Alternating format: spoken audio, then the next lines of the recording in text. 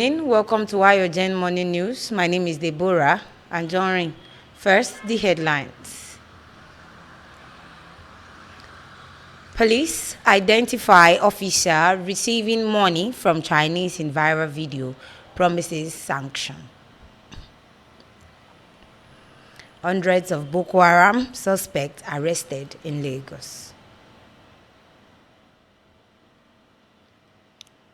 2027 coalition to unseat Tinubu gains ground, says Atiku. 800 naira per litre petrol in sight as oil prices tumble. EFCC, SEC move to dismantle Ponzi schemes.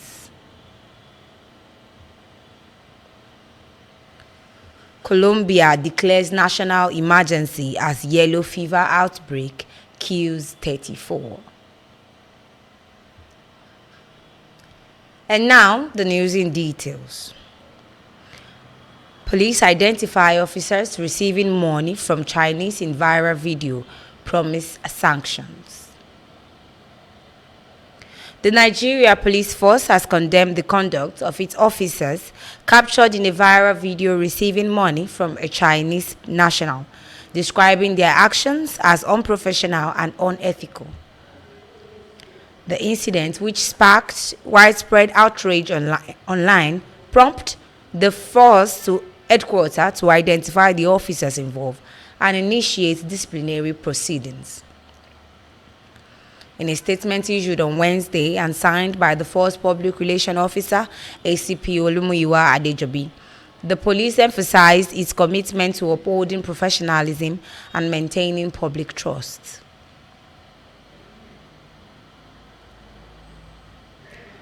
Adejobi reiterated that such behavior runs contrary to the established ethics standards and core value of the Nigeria Police Force. The action of the officer did not represent the established ethics, standard, and core values of the Nigeria Police Force. And still on our local news for this morning, hundreds of Boko Haram suspects arrested in Lagos, CJTF. Hundreds of suspected Boko Harams have been arrested in Lagos State. The commander of the Civilian Joint Task Force in Lagos, Mr. Kamaru Sanda, has disclosed. Kamaru made this revelation on Wednesday while speaking to an award ceremony in Lagos, where he highlighted the CJTF's ongoing effort to prevent the infiltration of Boko Haram insurgents and bandits fleeing the north into Lagos.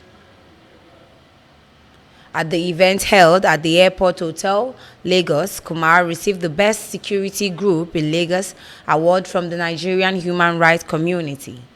According to CJTF commander, arrests are regularly made at trailer parks, quarries, markets, and other locations where people from north are known to gather upon arriving in Lagos. And down to politics-related news this morning. 2027 coalition to unseat Tinubu gaining ground, says Atiku.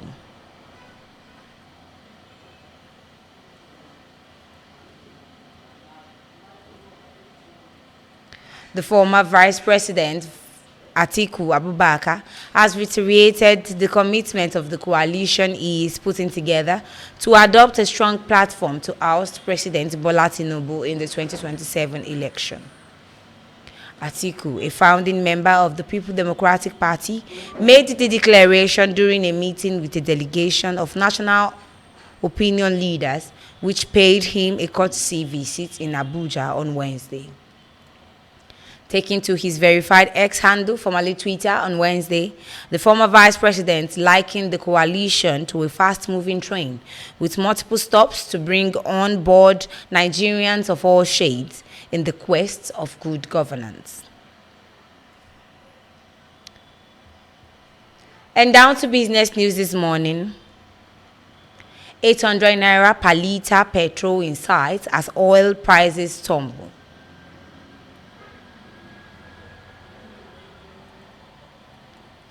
The drop in crude oil prices at the resumption of the Naira for crude agreement for local refiners may push the pump price of premium motor spirit further down, about 800 Naira per litre in the coming weeks or months, oil marketers and industry analysts said on Wednesday. This comes as Dangote Petroleum Refinery reduced its ex-depot price for PMS to 835 Naira per litre, its second downward adjustment in less than 7 days. The industry players, however, pointed out that the 800 Naira per litre price could be achieved if crude drops further to $50 per barrel and marketers depend less on foreign exchange to buy products. Brent, the global benchmark for crude, was about $65 per barrel on Wednesday. Also on Wednesday, the Dangote refinery again slashed its refined product prices to make them cheaper, cutting the ex-depot rate for petrol to 835 Naira per litre. And still on business news for this morning, EFCC SEC moved to dismantle Ponzi schemes. The Economic and Financial Crime Commission at the Security and Exchange Commission have vowed to hunt down operators of Ponzi schemes nationwide. The federal government agencies declared this on Wednesday following the collapse of the digital assets platform CBEX. The SEC, however, revealed that it had yet to receive formal complaints about the collapsed digital assets platform, while the EFCC said individuals who invested in the CBEX digital trading platform would get their money back. Speaking during a live television program on Arise TV, the Director General of SEC, Dr. Ememotimi Agama, vowed that the Commission will hunt down the fraudsters. And lastly, for this morning news, which is foreign news, Colombia declared national emergency as yellow fever outbreak kills 34.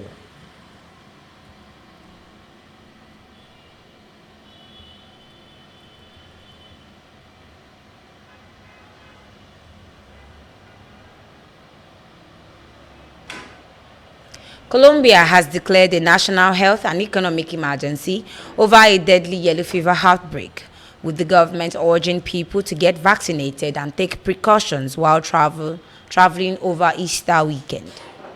The mosquito-borne virus, which typically causes fever, muscle pain, nausea, and headaches, is endemic to multiple countries in South America, including Colombia, where the current outbreak has had high mortality rates.